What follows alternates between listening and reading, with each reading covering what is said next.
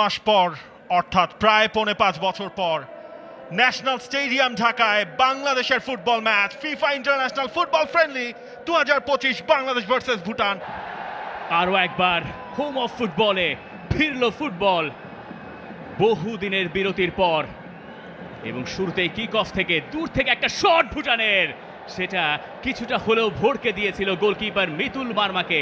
এই ধরনের শটে তারা পারদর্শী, তারা সাধারণত যে কাজটা করে বলটা দিয়েছেন এবং সেখান থেকে রাকিব কাজিম শাহর কাছ থেকে পাস পেয়েছেন।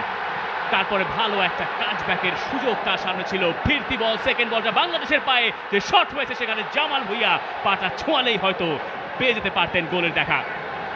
দারুণ একটা শুরু বাংলাদেশের ম্যাচের তৃতীয় মিনিটেই নিয়েছেন স্থান নিয়েছেন হামজা চৌধুরীও। জামালের টার্গেট, সেই হামজার হেডার, হামজার গোল। ব্রেভ নিউ বাংলাদেশ, সেই বাংলাদেশে হামজার গোল। এবং